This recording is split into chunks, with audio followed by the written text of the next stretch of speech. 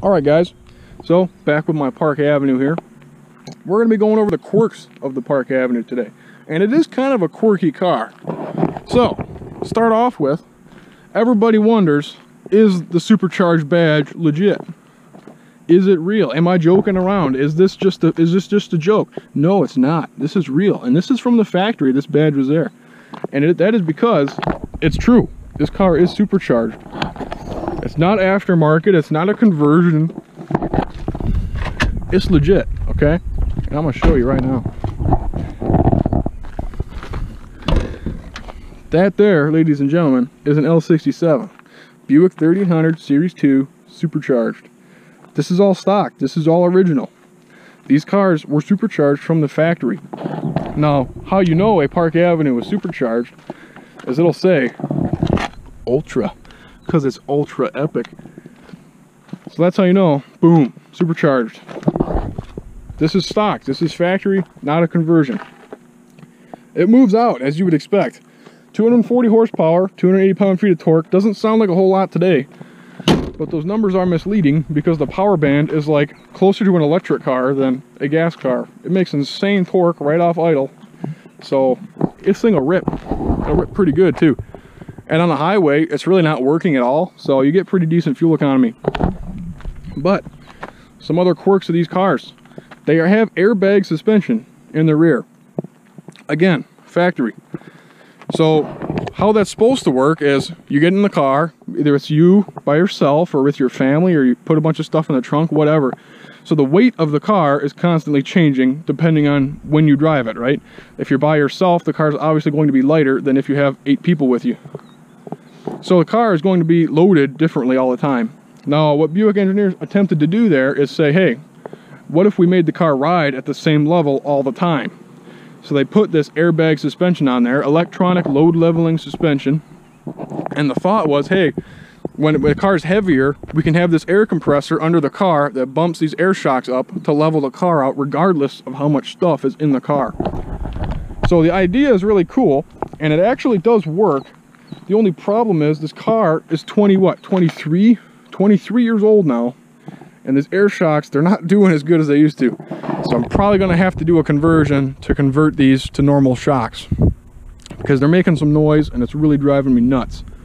So, but kind of cool that this has electronic airbag suspension in 1998 from the factory. But the quirks don't stop there. Let's take a peek inside.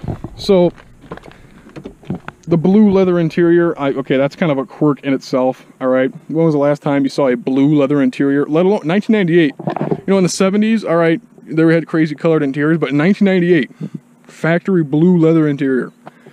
It's kind of wild. But the quirks don't stop there. They just keep going. Let's check it out. I don't know if it's going to show up on camera, but factory heads-up display. That's factory. That's all stock, and it works. I don't think the camera's probably not going to show it, but from the driver's seat, it's very visible. And check it out. They really put some thought into this. You have heads-up display buttons. You can adjust the brightness of the heads-up display, and you can adjust the placement of the heads-up display on the windshield. So if you're really short, you can lower the heads-up display so that it's in your line of sight. So that's pretty sweet. 1998. Keep that in mind. 1998. Another thing. So you have these volume buttons, right? Volume, temperature. You have temperature control on the steering wheel.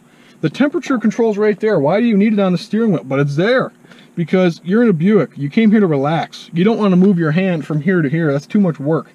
So you got your temperature and volume right there. You also have AM/FM switch. Seek, you move your radio stations, and on your CD you can move tracks, whatever. Pretty basic stuff there. But having temperature control on the steering wheel, that's pretty crazy.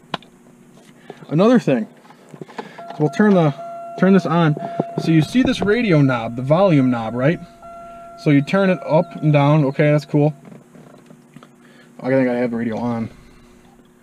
But okay, so you see that? There's the volume. When I push the volume on the steering wheel, I'll turn it up. The volume knob turns with it.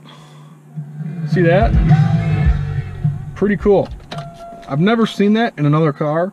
I've only ever seen that in Buicks. So kind of a weird quirk.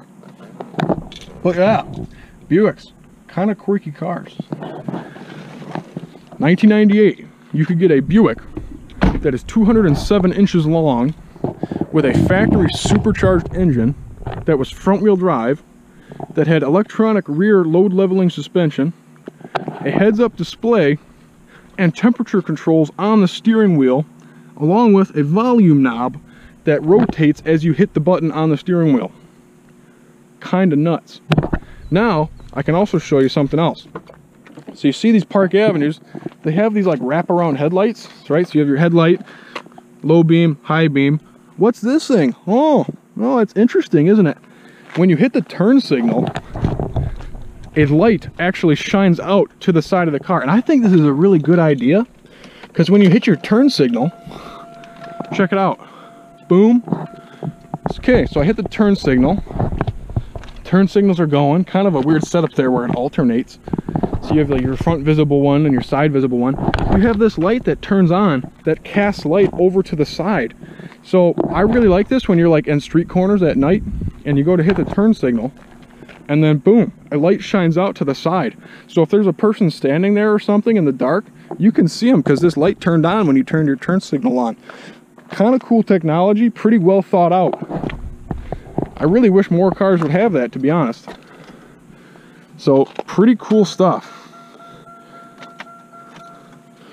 Buick was ahead of their time back in the day.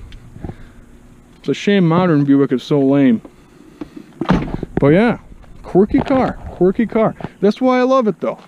It's my one of my favorite cars I've ever owned. Maybe my favorite car I've ever owned. And I've owned quite a few cars. But I really like the way this thing's put together. I really like the way it drives. I like all the cool little things it's got about it. I think it's pretty neat. But yeah, thanks for watching, guys. Make sure to subscribe. A lot more Park Avenue videos coming. I will be we're doing some stuff to it. I've already done some stuff to it, but we're gonna do more stuff to it. Make it really nice. So yeah, cool. Thanks for watching, guys.